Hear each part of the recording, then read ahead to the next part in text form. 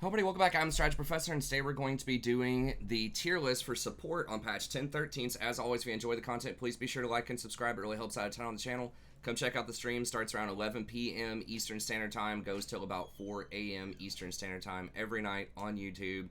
Very chill, friendly community. We'd love to have you. And then we do content like this, tier list, patch notes, guides. I'm going to have a daily video about just different topics going on around League. Every single day, so be sure to come by, check all that out. Follow me on Twitter, the Strategy Professor, at the Strat Prof. I'm going to be releasing announcements whenever new videos come out. Lately I've been doing just one tweet kind of earlier on in the day that gives you the schedule for video releases every day. So yeah, that's going to be it. Check all that out. Okay, so a little bit of a shakeup in some things this patch. As far as the patch notes themselves go, obviously Yuumi got hit pretty hard. I think she will still be pretty viable in Pro. Let me add Nunu on here. I'll talk about Nunu a little bit later, just as kind of somebody to watch. But it is going to be a lot harder to coordinate in solo queue because you can't just run around with people anymore. And the huge hit to her mana base means that in a team fight, I think she'll still be okay. Because you'll get the resets and you're pretty much forced into taking Presence of Mind, which she took all the time anyways. But in team fights, you'll probably be alright, because whenever you get a kill, it's going to give you a ton of mana refunded, and you should have enough to make it through the fight. You have fairly long cooldowns anyways, so that's fine. It's just when you're on something like a Darius, and you're trying to run around the map to rotate somewhere, or you're with your AD carry, and you're trying to rotate back to lane, or you're trying to chase somebody down at the end of a fight, that's when she's going to start running out of mana a lot more, so... yeah, it's just, you're just going to play her the exact same way. She's going to be a lot weaker. She's also going to be a lot weaker to poke. So if you're facing something that can do some significant damage to you, especially during the laning phase, and you're not going to be able to get a kill or an assist to refresh your mana, you will run out of mana quite a bit faster. So overall, pretty hefty hit to her. I don't think she's gutted, as some people will say. In Pro, I think she'll still be okay. This is not the way that I would choose to balance her. I think that she should just be allowed to attach to people for a limited time, and that's it. She attaches for maybe 3 or 4 seconds, then she can't reattach to the same person for like 10 seconds. I think that would be a much better way to do it, and then they could lower her mana costs and, balance her that way. Like, change her stats around, but just fundamentally make her a less safe champion. And I think she wouldn't be as problematic in Pro. She was already about a 50% win rate. So this is going to drop her down quite a bit.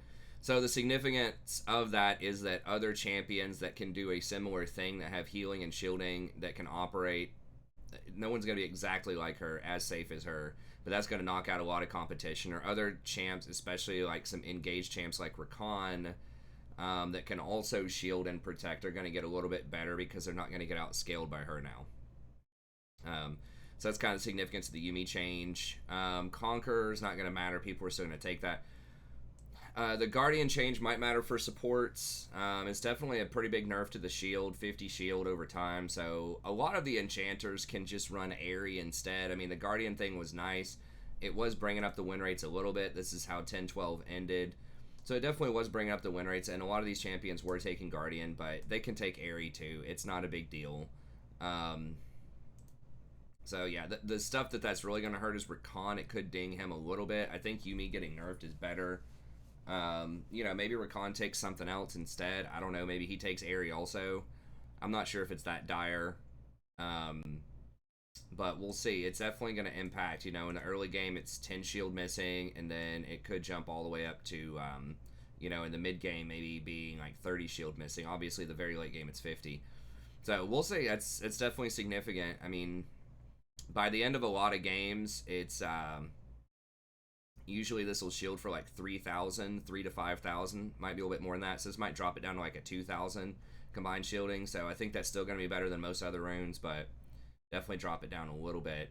And then just in general, over the last few patches, ADCs have actually been rising up quite a bit in terms of their overall power, and there have been several buffs to specific ADCs over the last few patches, but then the game has just slowed down quite a bit as well, and ADCs are getting, it's not like a 10-minute slower, but you're getting left alone a lot more in the early game, especially the level 2 cheese ganks, Red into level 2.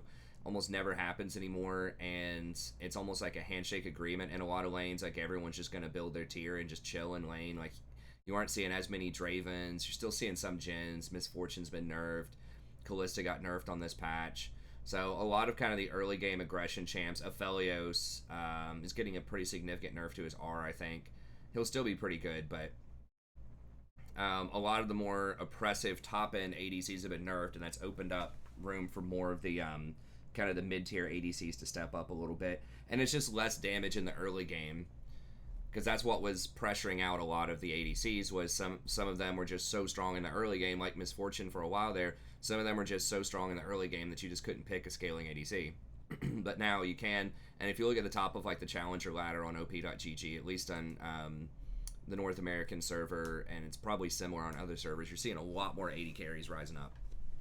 So that means that champions that can get Ardent Sensor are going to be at a premium, because that buffs up the AD carry really well, and also things that can help peel for the AD carry and scale for the later game, because a lot of AD carries are still going for tier builds. You think of Kai'Sa, think of Ezreal, definitely. So a lot of them are kind of going for these slower type of builds. Anyways, okay, so that's kind of what's affecting this. Be sure to check out my in-depth patch notes if you want to hear about everything else, but I think those are the most germane things for support and ADC. Lucian is getting buffed a little bit, so that's nice. He has a really low win rate. The Kog'Maw buffs I don't think are going to matter that much. People will try him out. It's not going to be that great. Callista is going to drop a little bit. She's already not amazing in solo queue. And Aphelios is going to drop a little bit. He'll still be good. Okay, so Soraka's at the top of my tier list. I think that she's getting a huge boost here because Yuumi was her main competition. And I've got this Google Doc is linked in the description. I forgot to mention that, but I'll have timestamps in the description. This Google Doc will also be linked in the description with the list. And if you click on the little mini link for each champion, I have a link to the wiki there, a rating system 1 to 5, recommended runes, recommended items, and then if I have a guide for the champion, then I've got it linked there. I'm going to be updating a lot of these guides too over the next couple of months, so be sure to check that out. But the 1 to 5, 1 is the champion is one of the worst at that specific task for the support role, and then 5 is champion is one of the best at that task. So lane pressure, how likely is it that the champion can get priority in the lane, poke people out, get priority to go, roam, ward, all that kind of stuff. Kill threat, how likely is the champion able to get a kill in the laning phase? Safety is how safe is the champion, particularly from ganks. Scaling, how well does the champion perform over time? And then reliability is how consistent can the champion be over time? So are they good into a whole bunch of different matchups? Are they good when they're behind? Can they snowball when they're ahead? Are they easy to execute? Do they have fairly simple mechanics and simple decision making, or are they extremely complex with lots of room for error? Okay. So Soraka, I think, is going to be super strong right now, and just because healing in general is really, really strong. I talk about this a lot on the stream, but there's a lot of stuff that's amplifying healing in the game, and there are healing reduction items, some of which you're not seeing as much as you used to. So I feel like you're not seeing as many tanks go Bramble Vest and Thornmail. There are still some, obviously. Morellonomicon, a bunch of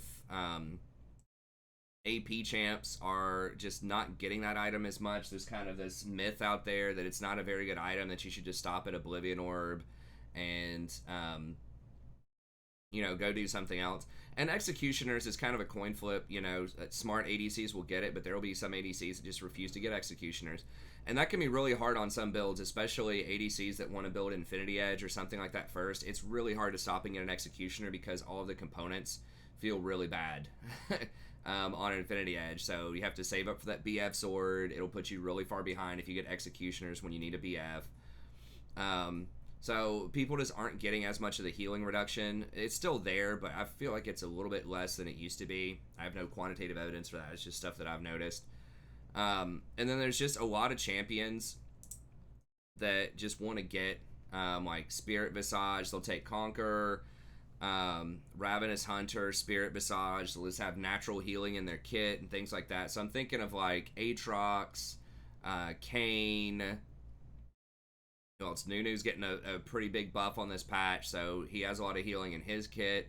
And Aphelios has a lot of healing with his second gun that he can get. So I just think there's a lot of healing in the game right now overall. And that's actually makes Soraka a lot better because the more that people can stay up, the more resistances they have, the more healing they have, and especially if they're going to be getting Spirit Visage, then she's going to be extremely strong in that environment because Soraka functions best in longer team fights where someone doesn't get bursted out immediately. Basically, if someone doesn't get blown up, then she's going to win the fight. Most of the time. The only person that can hang with her now is Sona, and I feel like Sona is a lot less safe than Soraka. Soraka can take barrier more comfortably, and her Q actually gives you quite a bit of mobility in team fights if you combine it with Boots of Swiftness because it slows them down by a pretty decent amount, and then it speeds you up by even more. So it slows them down by 30% non-decaying for 2 seconds, and then it speeds you up by a certain amount, usually 20% in the mid game. And if you heal an ally after you hit a star call on somebody, it speeds them up too. So she can speed up other people by a pretty good chunk. Now it only lasts for 2.5 seconds. So it's not... It's similar. If you heal somebody, it's going to be a similar speed boost to something like a Karma or a Nami. Not quite as much. But she just has a little bit of wiggle room to move around in fights. This also does heal her personally for a decent chunk. Not an insane amount. You know, in the mid game is going to heal her for like 120 every time she hits a Q. But that's something.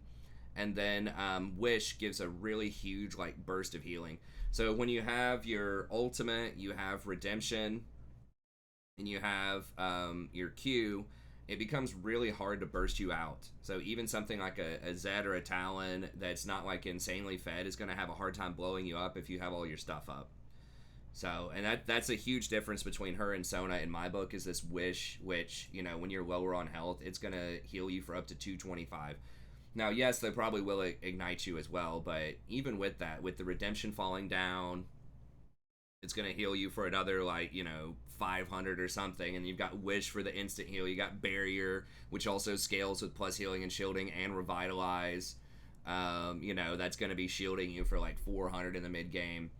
It's just really, really hard to blow her up. It's a lot harder than people think. Yeah, she's not like, you know, Gargoyle Stoneplate Alistar with his ult on or something, you know, but she's harder than people think to kill. And if you don't kill her, you just lose the fight. The big thing with her is it's 2-second cooldown on her heal. And it's a 220 heal with 60% AP ratio on it. And you get a decent amount of AP if you get Athene's and then eventually Ardent Sensor on her. You can get like 150 AP. So that's pretty good. And this is a major thing that a lot of people don't talk about, but this health cost reduction actually gives her a ton of effective health. Back in the day when Soraka was considered like really OP, when I called it back in November, I was recommending Soraka's number one for like 2 months. And, you know, no one else was saying it. People figured out 2 months later, hey, she's really OP. And then she ended up getting nerfed. But this is something that, yes, they did nerf her Q damage and her Q healing by quite a lot. I think it used to heal for up to 140, which is significant for sure, but it used to always cost 10% of your maximum health every time you healed. So in the mid game, if you have 150 healing, you cast 4 heals, all of a sudden, you know, you just did 600 damage to yourself. Well, now you get, if you hit your Q and you max W first, which is what you're going to do, then it's 100% reduction. So that means that you're basically healing yourself for 150 effectively compared to old Soraka. You're healing yourself for 150 every time you cast it. So, you know, yeah, maybe you're not healing yourself for that extra 40 every time you hit your Q, but you're healing yourself for the 10% of your maximum health effectively, and that doesn't get reduced because it never cost you that health in the first place. So it doesn't get reduced by Grievous Wounds, whereas the Q healing would obviously be reduced by Grievous Wounds.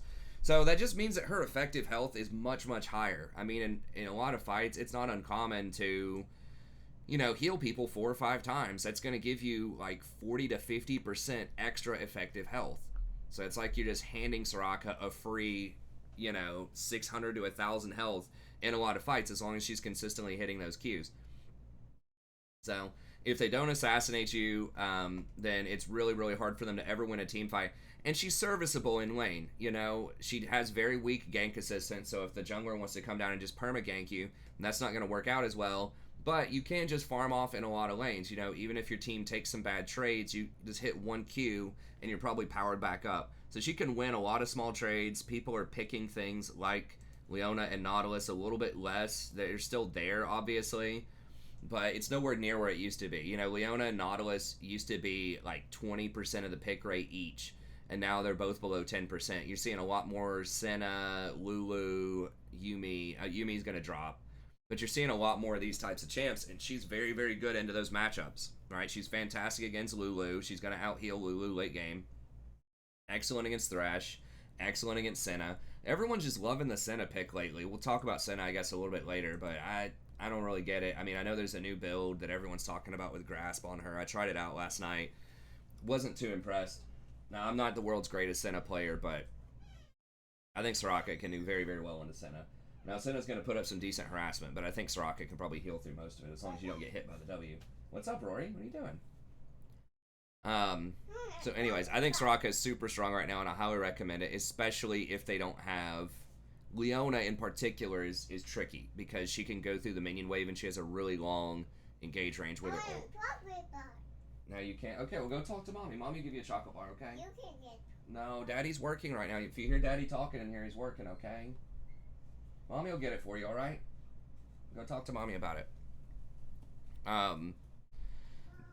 But anyways, she can get a McHale's and sort of get around it, but Leona is kind of a tough cover.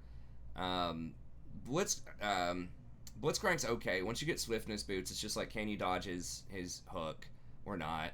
And then Nautilus is a little trickier. Once he gets his ult at level 6, he can point click you. It's a much shorter range. Much shorter range than Leona. I think Leona's engage range is like 1100 or 1200, and then Nautilus is like 800 or 900 with his ult. But he's still pretty good. So there are still some matchups that are good, but like late game, if they don't hammer you early, if you just survive, once you get to like 2 items, you just outscale them. It's like, okay, Nautilus engages on someone on your team. You just heal through it a lot of the time. So you can take Guardian, Font of Life, Conditioning, and Revitalize, and then Ghost Poro and Ulti Hunter, or we'll see how it shakes out, especially if you have a more aggressive lane. You have an Aphelios, you have a Draven One Trick, you got a Misfortune, ADC main, something like that. You can go for a poke, heavier poke build with Airy, Nimbus Cloak, Absolute Focus, and Scorch, and she can put out quite a bit of heat, especially on supports that don't have any innate healing and shielding. That can be a pretty good build. Nimbus Cloak also does give you quite a bit of extra movement speed, which is really nice to help you get away from stuff. You can take Mana Flow Ban, but usually mana's not a problem. Her Q is extremely cheap. Harassment in the early game is between 45 and 55 mana, and you're getting a ton of Fairy Charm items anyway, so usually you don't need the Mana Flow Ban. And I really like Ulti Hunter just because you have such a high impact ult, and it's so easy to stack it because you can get those unique stacks with your ult across the map. So with a lot of other champs, you wouldn't be able to get, you know, a stack from the enemy top laner for quite a while until the mid game, right? But with Soraka, if you just use your ult to influence a fight top, they get kills, you get stacks on Ulti Hunter, you get your ult back faster, even tougher scaling. So I think Soraka is extremely strong right now. I think that she has a slightly lower win rate than some of the other ones because if you don't take the correct runes, or what I think are the correct optimal, like full-on safety runes and summoners, you know, if you're taking stuff like Ignite, and you're not positioning correctly, then you can die. So you should always take Barrier on her. Don't get baited into taking Exhaust. Your AD carry will tell you to take Exhaust. Don't do it. 9 times out of 10, you know, you just need to personally stay alive, and if you do, everyone else will probably win the fight, okay? So yes, you can't barrier the enemy. I've talked about this in the past, or you can't barrier to save your ADC. I've talked about this in the past though, but like Exhaust is a lot weaker personal protection than barrier because if they front load a lot of damage on you, which is usually what's going to happen, they just jump on you on the back line before you can exhaust them. You know, Talon ults and like runs at you. You can't exhaust him while he's invisible, for example, and then he just opens on you from invisibility and ends up doing like 70% of your HP. Well, there's like exhaust is not going to save you. The damage is done, right? Or if someone jumps on you out of a bush, the damage is done before you can exhaust them a lot of the time. Because exhaust only lowers the incoming like damage, right? But the shield, barrier shield, always gives you the full shield. It doesn't matter if you're at 1% HP, you're going to get full value out of that barrier. Potentially, right? It is going to protect you for the full amount. Barrier also protects against true damage. Ignite, okay? Exhaust does not lower ignite damage at all because it's true damage. Little known fact by a lot of people, but it's true damage. So exhaust doesn't affect barrier. Barrier also scales with plus healing and shielding. So, you know, when you get to like 20 or 30% plus healing and shielding and you have Revitalize, it's going to increase the amount of benefit that you get out of Barrier. And finally, Barrier is useful against long range things. So if you're getting sniped out by a Jhin ult or a Xerath ult or a Jinx rocket or, you know, a Karthus ult or whatever's going on, Exhaust is not going to help because they're out of range of Exhaust. Or if you're just getting run down and gunned down by like a Caitlyn or something, Exhaust is not going to help. But Barrier might. Barrier is also on a lower cooldown. I think it's a 3-minute cooldown, 3.5 minutes. Exhaust is definitely a longer cooldown than Barriers. I think Barrier is 180 and Exhaust is 210. But yeah, so that's my case for Barrier. I would always take Barrier on Soraka. If your ADC is telling you to take Exhaust, whatever. And then I recommend going Swiftness a lot of the time. Yes, Ionian Boots are nice because it does give you cooldown on your ult, and you do have a high impact ult, but all the rest of your spells are on a pretty low cooldown. At least your Starfall and your Astral Infusion are on like really low cooldowns. So you don't get as much benefit out of plus healing or out of CDR. It's still nice. But the Swiftness are particularly good because your Q increases your movement speed by a certain percentage, and so when you have more flat movement speed off of your boots, you're getting more value out of your Q. So I think Swiftness is good a lot of times. If they're like all AD or something like that, you can get Ninja Tabby, but I think Swiftness are good. Relic Shield, you know, it's just better just to have the health. Just get the guaranteed wards online faster, even if you're in a tough lane. I've been recommending that for a long time, and a lot of high-end players have switched over to that. There's really no reason to take Frostfang. It doesn't do the extra on-hit damage that it used to. She doesn't have mana problems. There are some champs where if they have early mana problems and you really need that 50% mana regen, or 25% or whatever it is, before your first back, then maybe you need Frostfang, but really it's just a lot safer. And then most of the time you want to open up with Athenes. It's a good combination of aggression to help you poke in lane, but then also safety, gives you some magic resist on it, and gives like really nice burst healing. So you save up those charges and then you heal somebody, and it's just like bam, just a massive amount of extra healing. Scales really well with plus healing and shielding and revitalize. And then redemption, and then usually Mikhail's after that if you can use the active well enough. If you feel like you can't use the active well enough, if it's just too much to have two actives with redemption and Mikhail's, no problem. You can just go Ardent Censer instead. Or if your AD carries ahead, then you can get Ardent Censer as well. But yeah, I think she's going to be super strong right now. So I'm not sure about the Guardian. We'll see. I think Guardian will still be good on her. But if it's not a big deal. Aerie's still going to be very serviceable. The main difference is that Guardian protects you personally, and Aerie never protects you personally, but does throw out more shields to other people in longer team fights. And obviously, it's a lot better for trading during the laning phase. So if you have a really aggressive lane, you combine that with Scorch, Aerie, you can put out some pretty good trading early, especially against champs that don't have sustain. Okay, next few champs. I will try to get through this a little bit faster here. Make sure we talk about a bunch of different champs.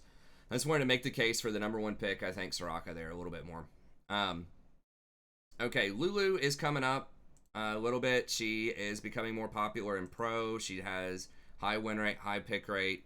There's not a ton that's changed about Lulu, like in really recent times. She was buffed a little while ago, so I think they increased her shield amount, and they lowered the cooldown, so they gave her like a 240 shield, and they lowered the cooldown to 8 seconds, which was pretty big. Base damage on the shield was also increased by 40. That's actually quite a lot in the early game. Or in the later game, rather, and the shield was increased by 20. Okay. So those are kind of the more recent things that they did to her, but she's just really good. I mean, a big part of it that is buffing her up is that AD carries are stronger, and when AD carries are stronger, things like Lulu and Janna are going to be stronger because they buff up AD carries quite a bit. So you have, and the fact that Yuumi is getting nerfed is really good because she was kind of fulfilling part of what Lulu's trying to do. Because Yuumi, you know, gives out a heal on her E plus movement speed plus attack speed, right? Well, look at Lulu's W, right? It's movement speed and attack speed. Now, it's not a heal, but it's two of those three things Yuumi does. So now she's gonna be in a much better position with that. So gives a huge buff to your AD carry if you're really far ahead, or your Master Yi or something else. It just wants to auto attack a lot and move pretty quickly. Whimsy is great. Your shield is really nice because during the laning phase, it provides some nice point click harassment. So 650 range, pretty good. Outranges most AD carries. And does pretty good damage. I mean, 50 or 80 goes all the way up to 240. So that's quite a bit of damage early on. And it doubles as your mid-game skill for team fighting. So a lot of supports, you'll get like 3 points in something for the laning phase, and then you start leveling something else for team fights. So with Soraka, usually it's 3 points in Q for laning, and then you start maxing W. And so it's like this transitionary period between, you know, like levels 7 to 9, where your team fighting skill is not going to be as strong as it could be if you would have maxed it. But with Lulu, since you're maxing the E anyways, that's your laning skill and your team fighting skill. So you're going to be a lot better during that kind of transitionary mid-game period, the level 7 to level 9 period. You're going to be a little bit stronger, so that is pretty nice. And then she does have a low cooldown ult. This does get around grievous wounds as well because it's not a heal, it's just an infusion of health. So it doesn't benefit from Revitalize, but it also doesn't get cut by grievous wounds. That's nice. And just Ardent Sensor, as I mentioned before, is a really strong item, and she's probably the best user of Ardent Sensor out there, or certainly one of them. And the big reason is she has double buffs on attack speed. Basically, so Ardent Sensor is going to give your partner extra attack speed and extra on-hit damage. So if you combine that with Whimsy, you put Whimsy on somebody, obviously that's going to be even more attack speed, more movement speed, so they can stick to people and land more auto attacks. But then you also have your passive, which is something a lot of people overlook, which is extra damage on hit. So the more attack speed you have, the more auto attacks they're going to get, and the more picks is going to do. So when you combine this with Ardent Sensor and your W and an AD carry who has some kind of attack speed steroid and is buying attack speed items, this can end up cranking out a lot of damage. So every time you auto attack in the mid game, say you have 100 AP, you're level 9, that's going to be 78 damage every single auto attack on them. So that's a lot of extra damage. I mean, 78 extra on hit, if we just round that off to 80 just for a nice clean number. On hit damage is 25 each, so 25 times 80, you're giving them an extra 2,000 damage. Now, it's not exactly on hit. It doesn't work with Gensu's. It doesn't work with Hurricane, so it's not an exact equivalency. But just to give you an idea, it's very, very powerful. It is a lot of extra golden stats.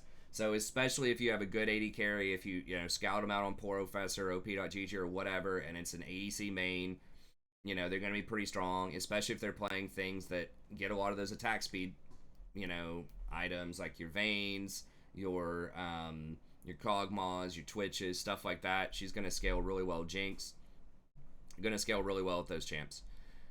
So you can go for kind of the Guardian rune still if you want for more personal protection, but depending on the matchup, just like Soraka, Aerie can be really strong as well, just because you can harass really well with that shield. You get your shield, you hit your Q on somebody, and then you hit them with the, or you hit your E on somebody, then you hit them with the Q. It's pretty good damage in the early game. Now, you can also do Cosmic Insight or Magical Footwear Cosmic Insight plus Magical Footwear is what I'm trying to say. You can do both of those, and that can be pretty strong on her too. Ulti Hunter Taste of Blood's alright as well, or even Taste of Blood Ravenous Hunter. That would give you more healing in the laning phase. Like, you can just Q the minion wave and probably heal for like 20 or something. I don't know the exact amount, but that's one thing that she does lack, is she doesn't have any sustain. So if you end up taking a bad trade, it's going to be kind of rough on you. She does have the shield, but you're using it offensively a lot of times in the laning phase. So she can be pretty good. My biggest gripe with Lulu, and I've played her a lot in the past, is this: she has really slow base movement speed of 330, and her only way to speed up movement is something that's on a pretty long cooldown, her W, and you want to be using this to either buff allies, to buff them up for their attack speed, or you want to be using it for polymorph on the enemy. So that means you really don't want to be using it on yourself most of the time, so she's just going to be stuck with that really weak movement speed. You kind of do want Ionian Boots on her too, because your W is a huge impact spell, but it's a very long cooldown, so you need as much CDR as you can get. So that kind of makes her pretty immobile compared to a lot of other champs, and her ranges are pretty short.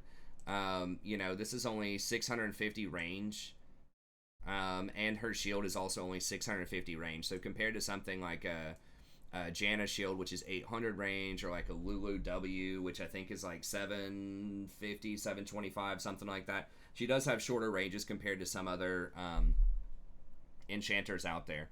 So she can be good, and her stuff is single target, so she does not have multi-target buffs. It's not like Soraka where you ult and it heals everyone on the map, or Janna where you can potentially heal everyone with your R, or Sona who can CC a bunch of people with her ult. Everything's single target. So pretty good in skirmishes, pretty good if you're trying to buff up one person who's like hyper fed. She's very good at that. But it can be a little bit of an issue if they have a lot of AoE damage, so like if they have a Rumble or, you know, Karthus or like an Ori ult or something like that. It can be really hard to deal with that because you just don't have the tools to shield and heal people and protect them in multi-target situations. So that can be a little awkward.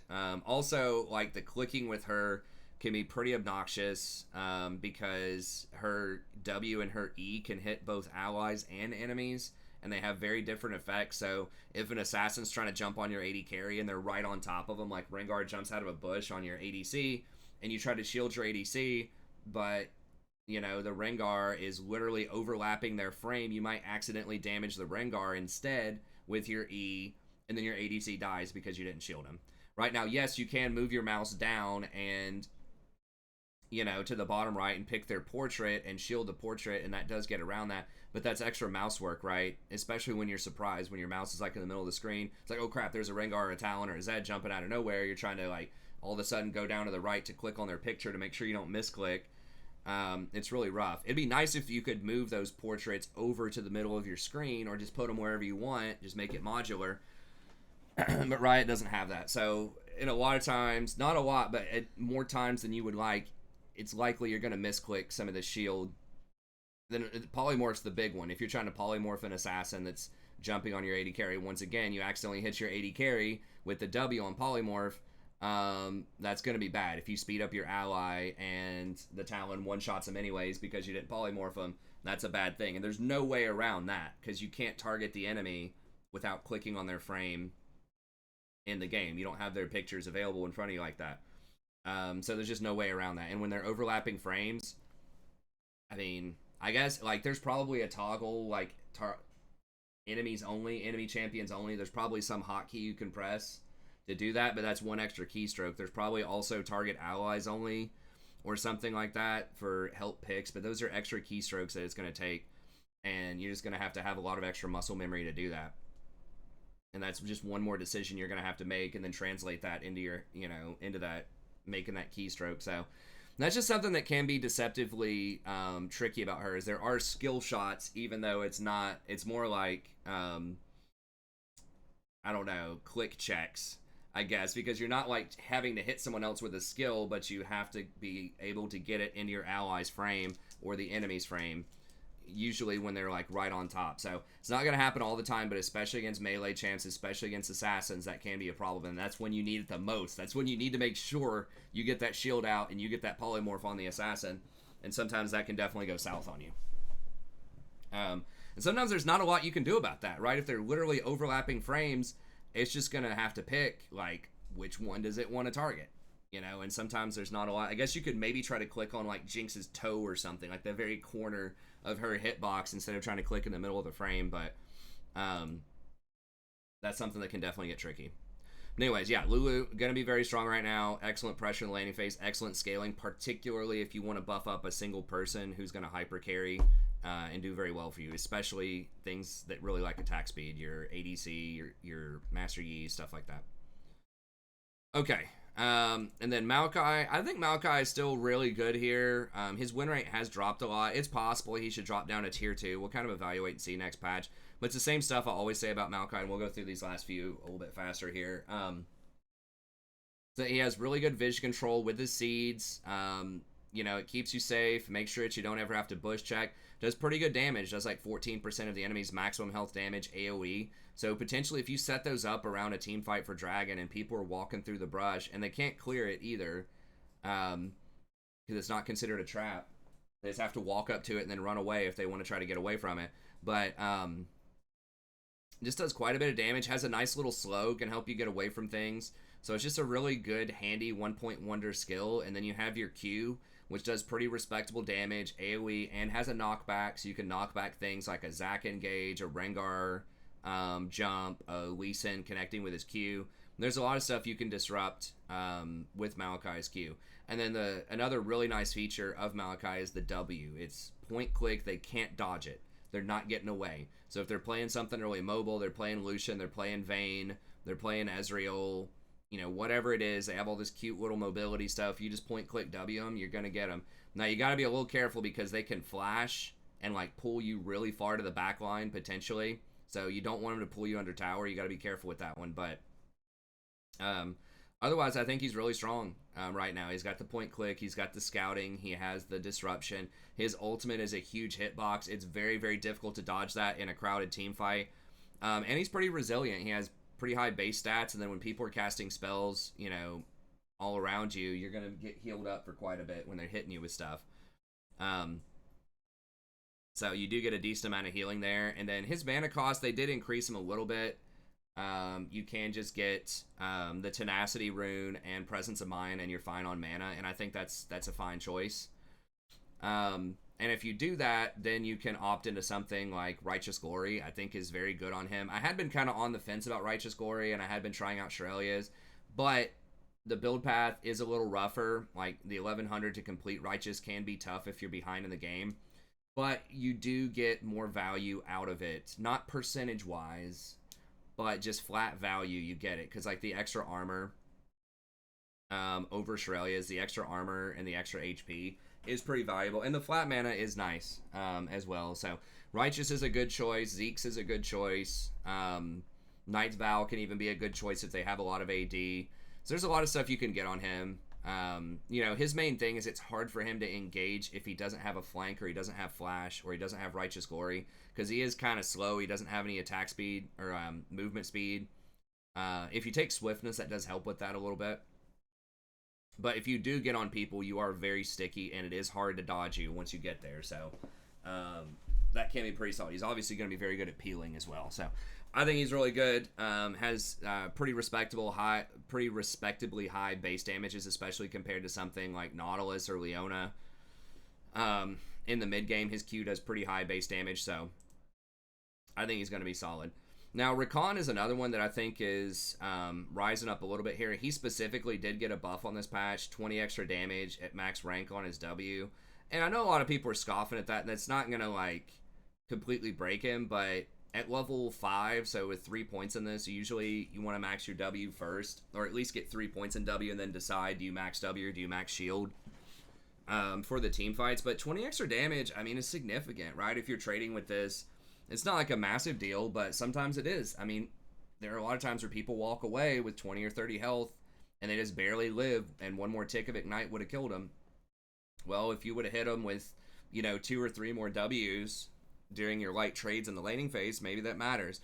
So I don't know. I don't think that's automatically going to make him like insane, but I already think he's pretty decent, especially with Yuumi leaving the scene. Yuumi is really good into him. Because like later on in the game, you're just not going to have enough juice to blow up her target, and then she's just going to press R and, you know, lock you up. So it's pretty difficult to deal with him. Also, Maokai has fallen out of favor. Maokai is very good against Rakan. Maokai was never that popular as support, but people aren't picking him as much top lane these days either, after his mana cost nerf a few patches ago. So some of this stuff that's just good against Rakan isn't getting played as much, and he's just super versatile. The Guardian thing, we'll have to keep an eye on that and see where that goes. I mean, maybe he switches over to Aerie. Maybe the Guardian thing's not a big deal. I saw a pro player take Unsealed Spellbook on him last week, so I've always liked the idea of Unsealed Spellbook because I think he uses all of the summoners really well. But I'd have to see what's going on with him. Some people have been trying, you know, taking Zhonya's Hourglass, and that might help with some of those situations where you can get CC'd and blown up. I haven't really tried that, but that could be interesting, especially if you want to dive early at higher elos. But, you know, Rakan just kind of does it all. He's one of my favorite engage champs. Really good, reliable engage. You can just run at people with your R, and then, you know, after they flash or after they dash or whatever, you can just follow up with your W. So it's hard to hit Ezreal with your W, for example, in the laning phase or Vayne, but if you just run at them with your R a lot of times they'll just go ahead and blow their Q, or just blow, Ezreal will blow his E. They'll blow their mobility, and then you can W and get them. So, it's pretty reliable engage, and you can hit multiple people with it as well. And his shield is pretty good. He's got a 1.6 ratio on it with a 280 base, 140 per shield. You can reapply it to the same person. So he has very good scaling. If you want to get something like Ardent Sensor, you can. If you want to get something like Redemption, you can. And he can double down on the on hits.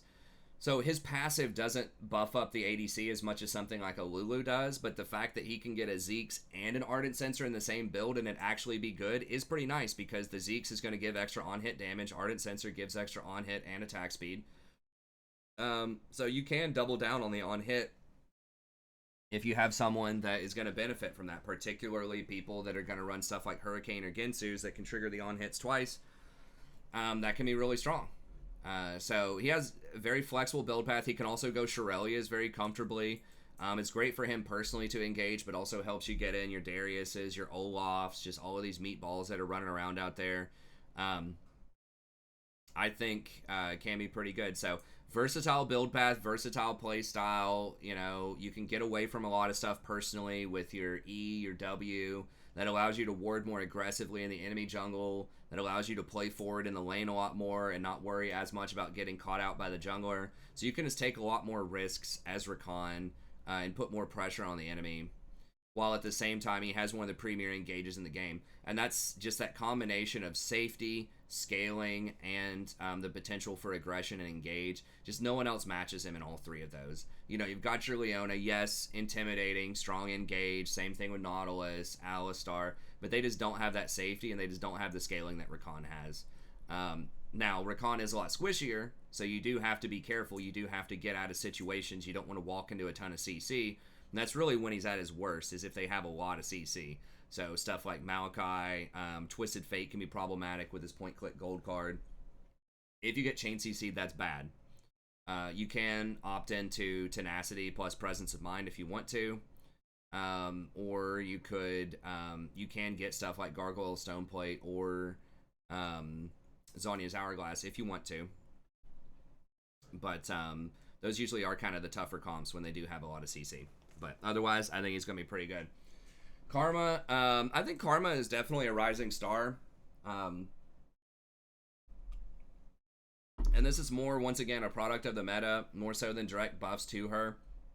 She has had some buffs over the last half a year or so. So, like, on 10-2, they did increase her damage by 10 in the early game, and then scaling up, and then her focus resolve, again, an extra 10 damage, so your all-ins are going to hurt a little bit more. And then near the end of last season, they gave her shield an extra 30, which is a really big deal, and then the AP ratio went up pretty significantly on 919. So yeah, in the last, half a year or so, she has been coming up a little bit. But once again, this is a product of the meta. She's another Ardent Sensor user who can do very well with that, and she does provide some nice early game aggression. Once again, there's not a lot of that right now out there, and I feel like she does have good matchups into things like Lulu. She can outrange. She has very good push as well. So classically, and especially in higher elo, she's played in push poke comps with things like Ezreal. Ezreal and Varus are both like two of the best AD carries right now.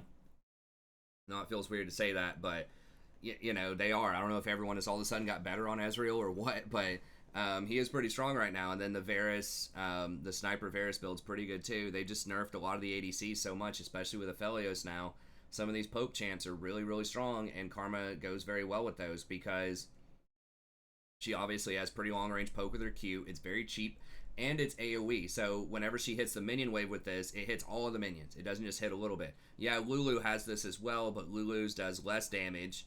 This doesn't fall off. It does full damage to everything that gets hit by the same amount, whereas Lulu's falls off by 50% after the first enemy hit.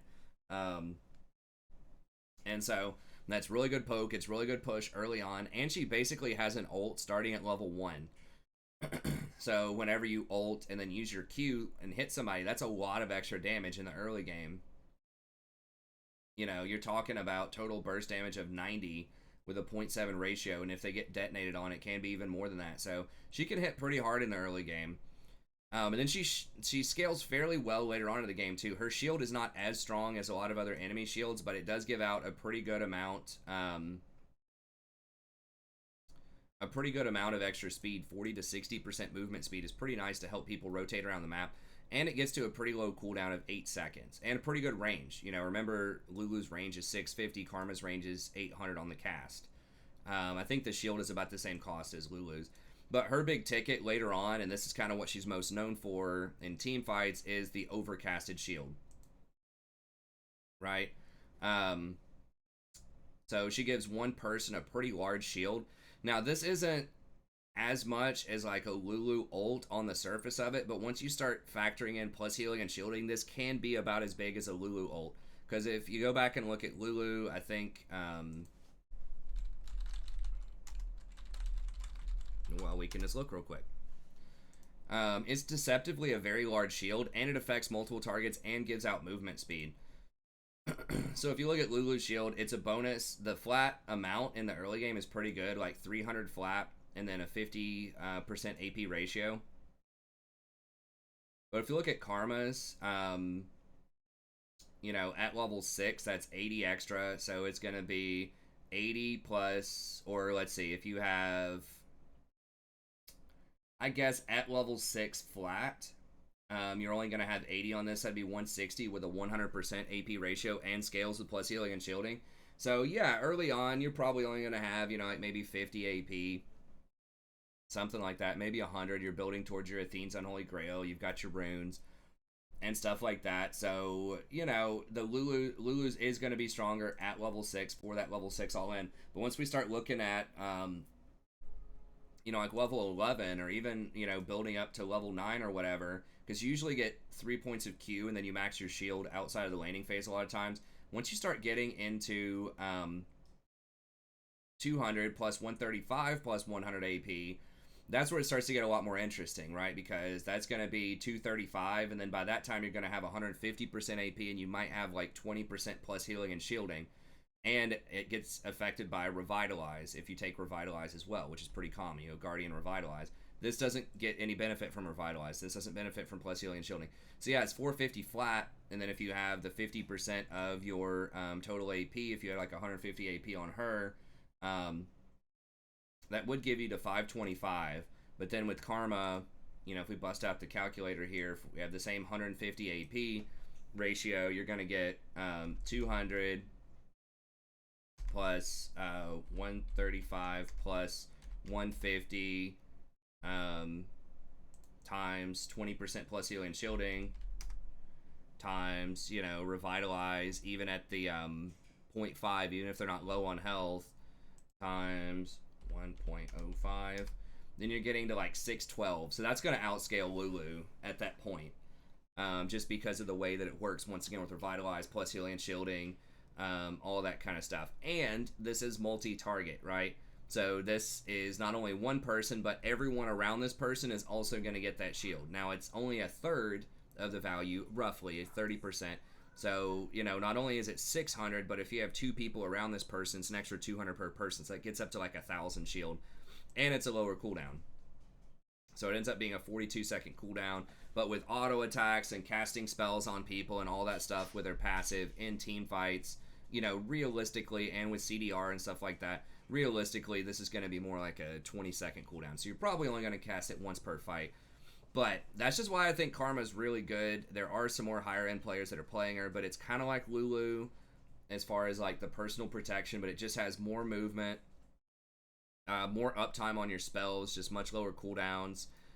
You don't have the polymorph, but you do have a root, which is very difficult for people to dodge if you can stay in range. So that is pretty nice. So Lulu, but Karma doesn't have the buffs. That's the thing. So if you have a really fed Vayne or something, and Lulu's sitting there, you know, putting the whimsy on her, with her passive, with picks, then she's going to output a lot more single target DPS than Karma will. But Karma is going to give everybody that movement speed, and everybody's going to get that shield, and they gain, you know, whatever the movement speed is. The 60% movement speed for 1.5 seconds. You combine this with something like a Shirelia's, you can really just fly in there with your Darius, your Sets, your Olafs, all that kind of stuff. So I think she just has more consistent poke in the early game, and late game she has better multi-target late game buffs that she can give everybody.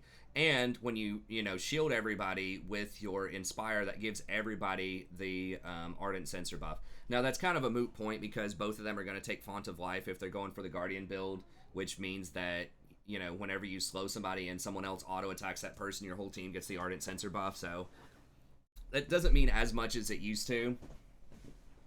But it's still pretty good. So anyways, I think Karma's very strong right now. I think she's definitely worth mentioning. I'm practicing her just a little bit more. She is personally safer than Lulu as well because she has that shield to give her the movement speed on a lower cooldown.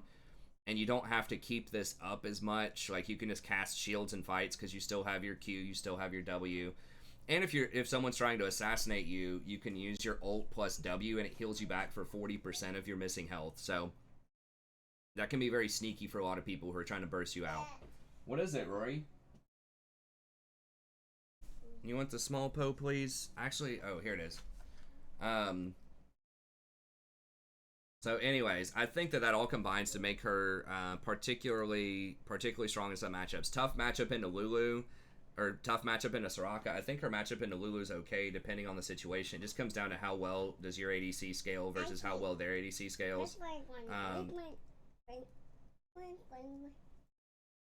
But particularly, once again, if you have those champions that want to close in, that want that movement speed, which there's a lot of those bruisers running around right now, she's going to be better at that than Lulu. Although Lulu can do that too. Okay, can you go over and watch it in your chair? Yeah. Go on over. Good job. So yeah, I think Karma can be pretty good right now. Now, Bard is another one that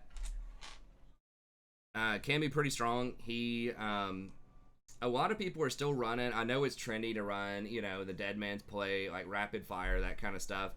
The highest win rate stuff, or the stuff that I see as being most popular, is still going to be your traditional Athene's Redemption type of build. He does do a lot of early game damage, which is nice with his autos if you can get close enough. If you can land your pins, your Qs in certain matchups, that can be very strong, especially against Rakan. Okay, well, come over here. Daddy will fix it. But you got to watch that, okay? You don't have the little tabs on the side. Okay, bring it back over here. But yeah, Bard can be pretty good. He's kind of a one-trick. You have to be useful. I mean, your ult can be absolutely worthless if you don't do it correctly. Okay, you got to just watch it, though, okay?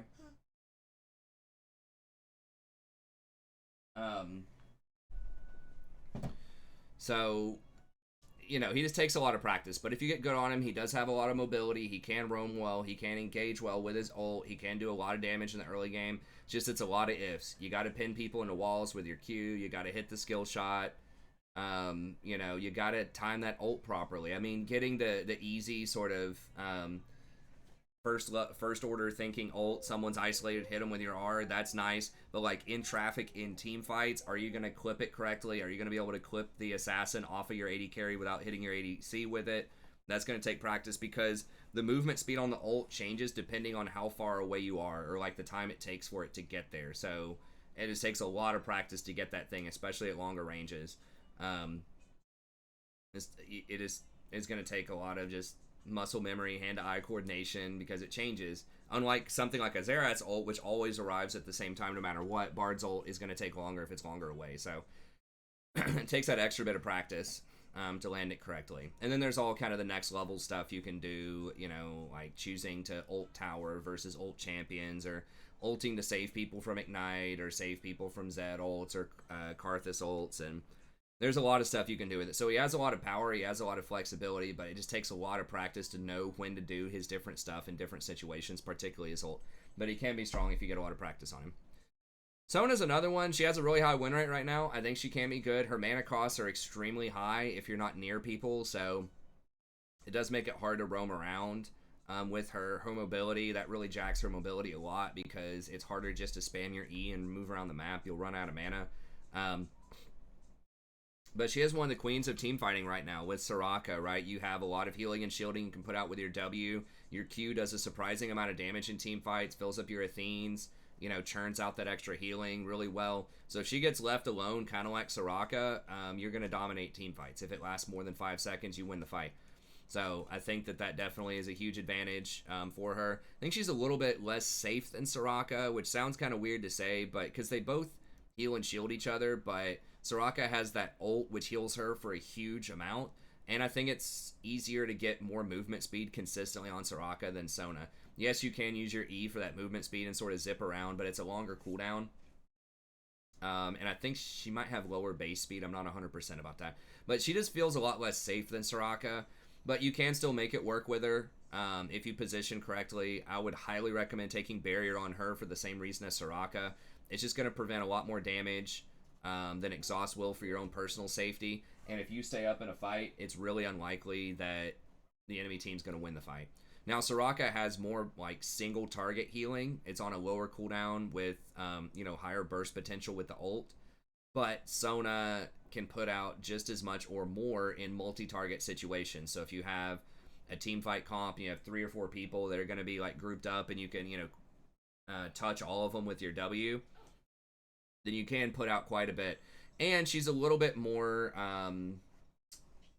insulated against grievous wounds. So the fact that a lot of your healing and shielding is a shield off of your W, it's split about 50-50, and then with more and more targets, it starts to favor shielding more and more. That doesn't get reduced by grievous wounds. So grievous wounds are still good against Sona, but they're not as devastating as they are against Soraka. Soraka can heal through it, but it does hurt her a lot more. I mean, there's just no way around it than it does Sona. So that can open up Sona to be very good, especially in team fight focus comps. You know, if you can chain CC with someone, you've got an Ashe or a Varus or a Misfortune or something like that. Misfortune Sona is classic. You just ult him with Sona and then you channel the Misfortune ult and you just win the team fight.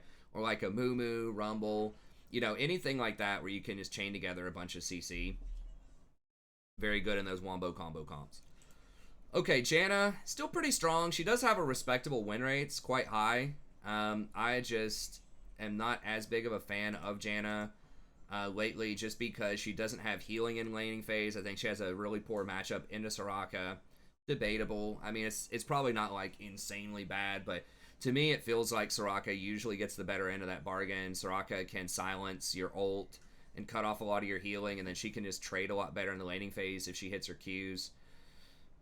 She has better global presence. Now, Janna does roam really well. She gets a lot of free movement speed off of her W, so that is very nice in kind of a skirmisher comp where everyone's just kind of running around YOLO queuing.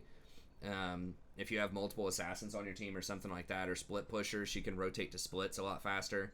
So there definitely are situations where Janna is good. She's also very good at peeling, specifically like gap closer type of champs.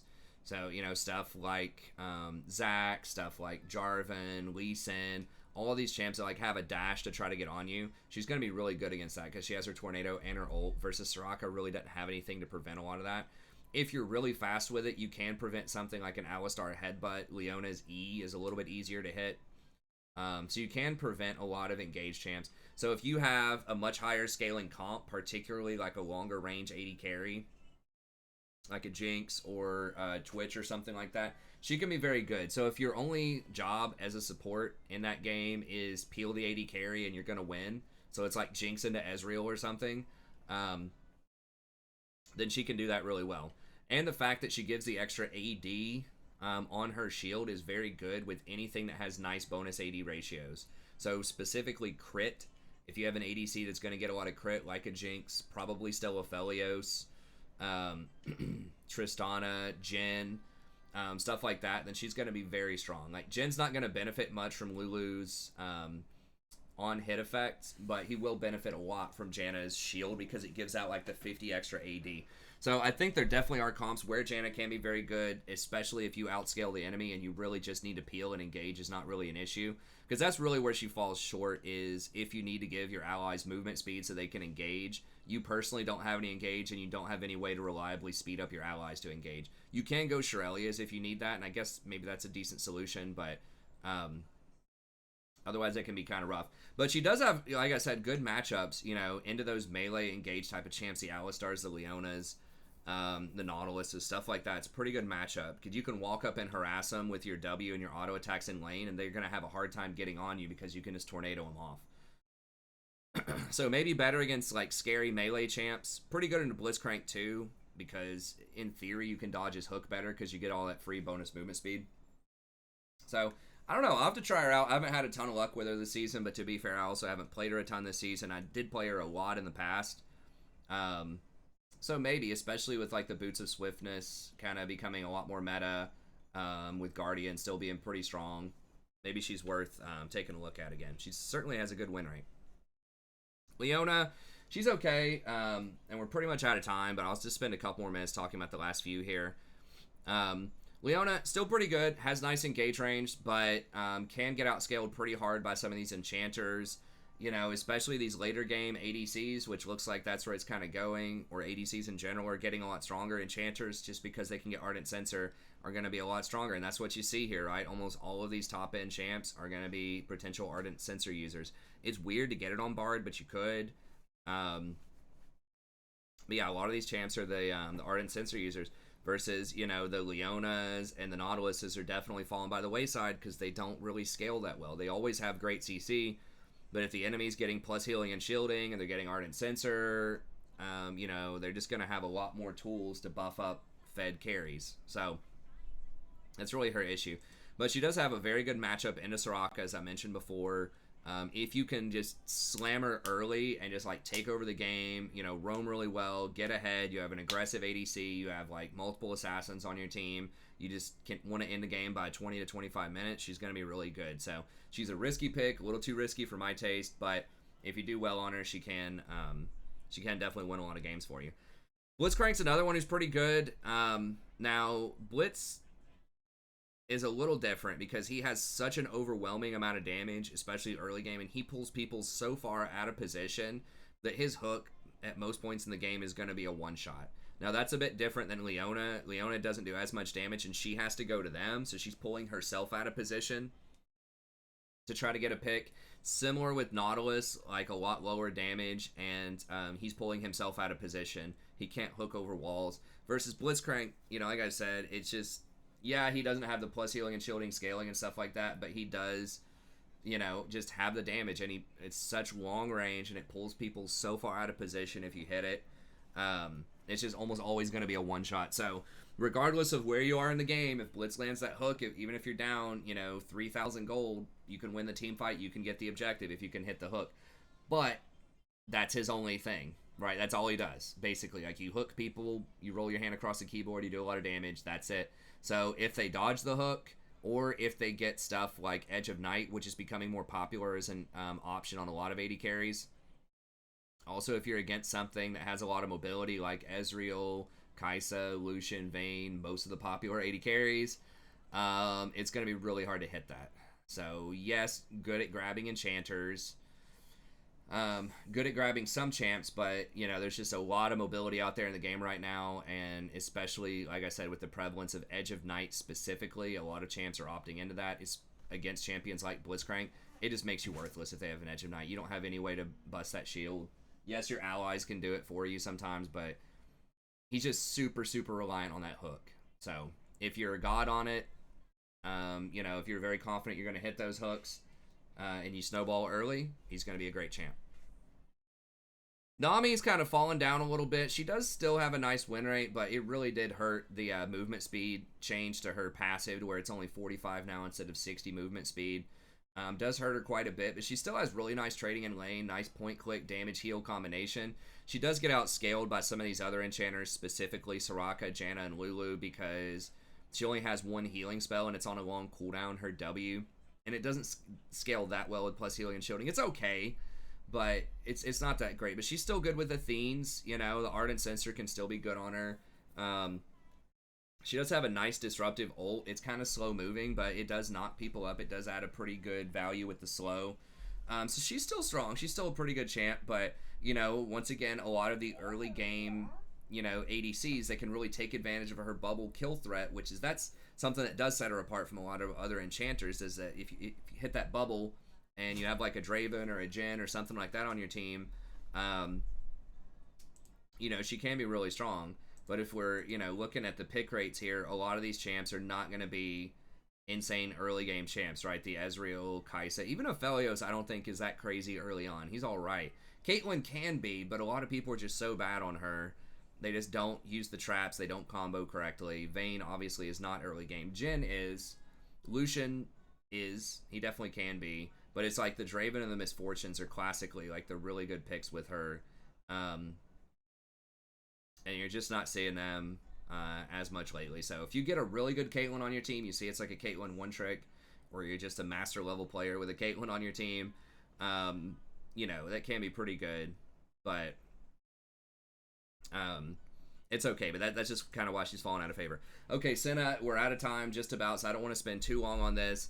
There's a new build out there with her. It's this Grasp Senna build where you take Grasp of the Undying and then you build stuff like Frozen Mallet, Black Cleaver, things like that. And I guess the thought process behind that is, you know, you get some extra damage off of your harass early with Grasp of the Undying.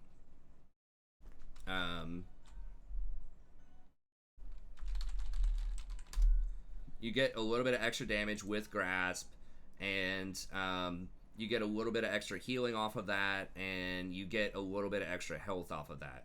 So, you know, I can kind of understand it. One thing you got to remember, though, is that all of those effects are reduced by 40%. So you get 2.4% of your maximum health as damage. You heal for 1.2% of your maximum health. So that means whenever you auto-attack them, you're going to be healing in the early game, you know, for maybe like 5 or 6 on hit. You can only do this every 4 seconds.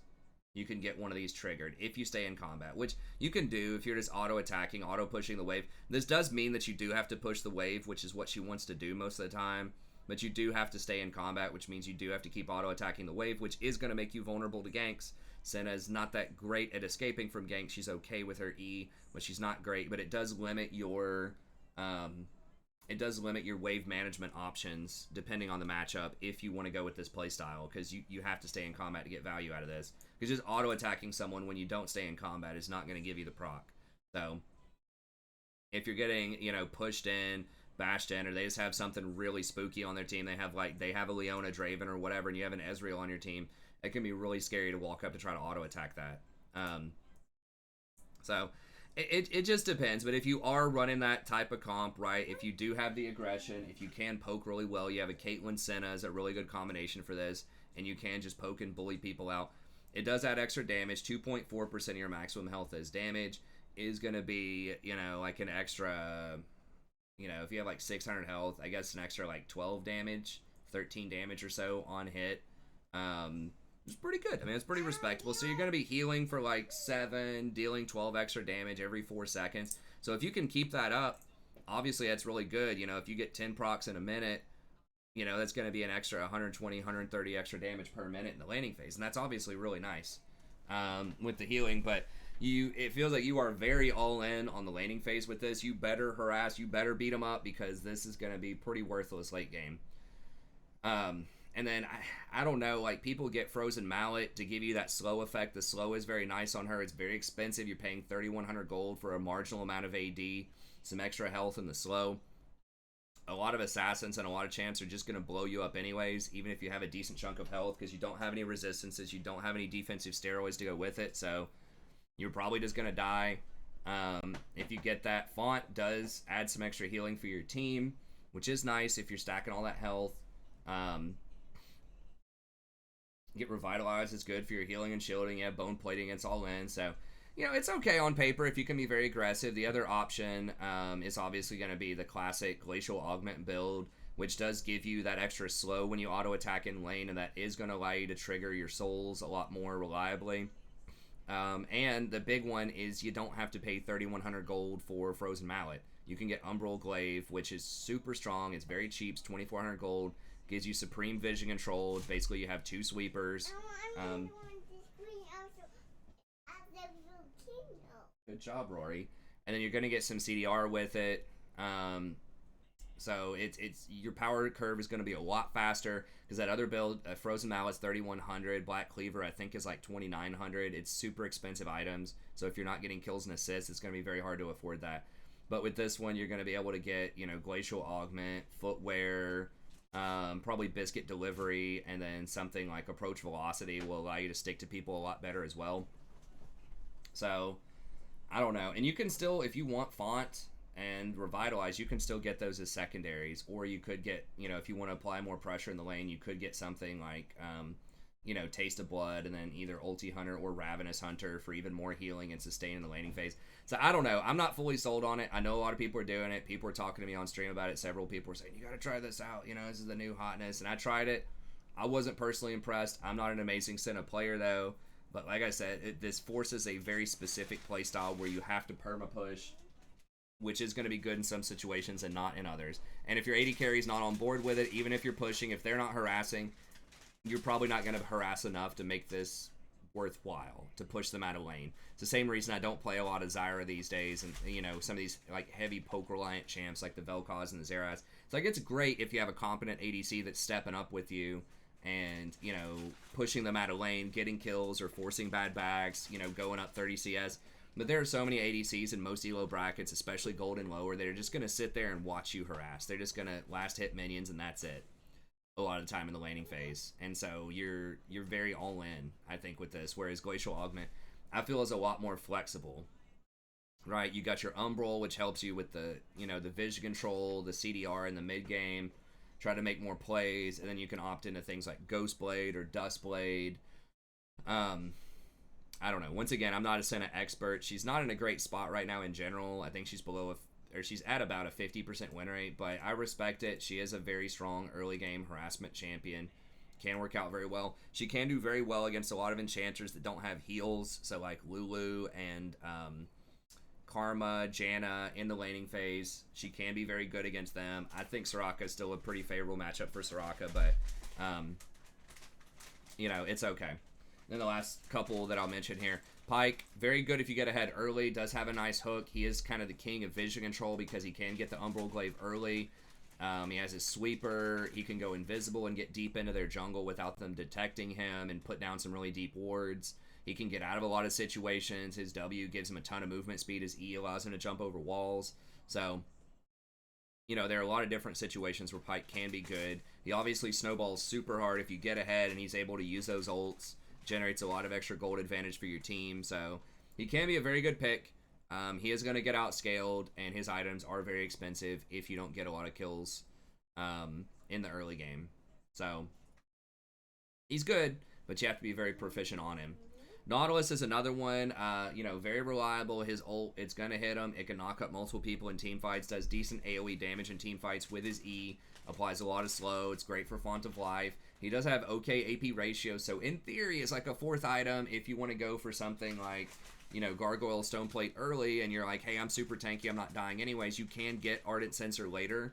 You know, he does have AP ratios, like I said. He does apply a multi-target slow with his E, and if you do have Font of Life, you get that slow on him, somebody does auto-attack, it will trigger Ardent Sensor. So he can be a decent tank who has Ardent Sensor potential, unlike Leona, but you don't want to get that early. That's really a late game thing because you're going to be too squishy if you rush that item. So he's okay. The Ardent option does give him a bit more scaling later. Maybe he should be tier 2. He's still pretty respectable, especially with Gargoyle. But I think he has a hard time later on against the Enchantress if it gets to that point. And then Zyra is still one of the better AP options, I think. Does provide good harass early, really good burst damage later. So if your team does need an AP option, if you're running all AD, which does happen from time to time, Zyra is one of the better AP options. But I think that, you know, for what I just talked about with Senna, a lot of ADCs, you know, just aren't going to help you enough with the harassment. And there's just so much healing and shielding in the game right now. It's just hard to get big advantages in the lane that are going to overcome her weaknesses later, which is just really expensive items. Just like Senna, just like Pyke, a lot of her items are going to be, you know, in that 3,000 gold range. And when enchanters are getting their items like in the 2,000 gold range, they're just going to outscale and get ahead of you much faster. So she's good if you're great later on. It seems like something like Morellonomicon would be very good in this meta, and it is, but it's just too expensive for supports a lot of times. Like, you can get it, but you know, you're not going to complete Morello unless you're just like killing everybody until like 20 minutes into the game. But anyways, Yumi, I kind of have her in the doghouse here. I think, you know, like I said earlier, I think she can still be good in team fight comps, especially at the pro level. But the running around YOLO Q stuff, you're just going to run out of mana. So I think that's a little bit weaker. Branda's okay if you prefer her to Zyra. They're very close. I just like Zyra more. Her plants just have a bit longer range. And she has better vision control because she can use the plants to help her navigate the bushes. Thresh, if you're a god on him, he's good. Otherwise, it's kind of rough. Morgana's a decent counter pick in engage champs. And then Nunu is someone to keep an eye on. I'm not sure about this, but I think, and I might try it out in some normals later on stream tonight, so be sure to check that out. But the buffs to his AP ratios, specifically the healing, could be pretty decent if you want to go for like a support Nunu. I mean, like your snowballs, he does have good CC with your E. You know, it's easy to stick to people. Obviously, that snowball would be very good for ganking, right? Good for ganking mid lane. Good for ganking your own lane. You just go out of vision, and if you have a control ward on the tri-bush, just roll around the tri-bush and get in there, you know, and get a good gank on your own lane. Can be pretty decent. He does, like I said, he has the healing to get through a lot of the harassment in the early game. With those AP numbers, man, I mean, he could seriously put in some big damage. You could get something like a Proto Belt, which is fairly cheap. In the early game, Leandre's is expensive. You could get it. You could get Ardent Sensor on Nunu. I mean, with the AP ratios that he has, he likes the movement speed. You know, he's got nice AP ratios. Same thing as Nautilus. You can just take Font of Life, and whenever you slow people and someone else auto attacks them, it's going to trigger Ardent Sensor. So, you know, I could see a build where maybe you try out like either Ardent or Proto early. You take, what is it, Rory? Oh, you pressed something weird? Okay, let me see it. And you could take Aftershock and still be reasonably tanky. You could even go, you know, I could imagine a build where you could go for something like Gargoyle Stoneplate. You know, Gargoyle Stoneplate into Ardent Sensor. Something like that. That way you're super tanky when you roll up. But then you can give everyone the Ardent Sensor buff. So I don't know. Maybe it's too gimmicky, but you know, just your gank ability, ton of CC, pretty high base damages, really crazy healing now, off your Q, like really good scaling with your shield in team fights. He could be a decent tank. I mean, also you can go up and just chomp those scuttles yourself, especially at lower elos. If people aren't favoring the scuttles, you could just push in, get priority on the wave, and then just go grab the scuttle and just come back down and go to business. Or if your ADC is just never farming the golems, just go over and chomp a golem, get a little bit of extra experience. Why not? Later on in the game, you could, you know, counter jungle. That'd be, you know, unusual. But you could, you know, that Gromp's just sitting there. The rest of your team's, like, pushed up. There's not much else for you to do. You're getting some wards in their jungle anyways. You chomp their big raptor and roll out. You know, or Gromp would probably still take a little while. But you could just, you know, just chomp a couple of things every now when you're in the jungle. Especially chomp that big raptor out of there. You can get that real quick and roll out. So it's not going to make a huge difference, but just incrementally. The scuttle's a big deal. Being able to take that scuttle quickly is very nice in the early game, especially with kind of the poor pathing optimization and you know, some of the gold in lower games. You might be able to get that scuttle with your ADC in the early game, which is a huge boon to protecting Dragon and also to getting a little bit of extra gold and experience advantage. But anyways, that's going to be it. Thank you very much. Have a good day. Be sure to check out the rest of the content on the channel if you enjoy this. A lot of my videos will be shorter. I am trying to make shorter videos, but the support tier list, I always end up going a little bit over on that. But I will have an all-role tier list either tomorrow or the next day where I talk about each of the other roles. And I've got a lot more topical videos coming out. I just did a video on toxicity in League, smurfing in League. I'm going to have one about how to win a support in League. I'll probably do new itemization videos, new individual champion guides. So tons of new content coming out, so be sure to check that out. And that's going to be it. Have a good day. See you next time.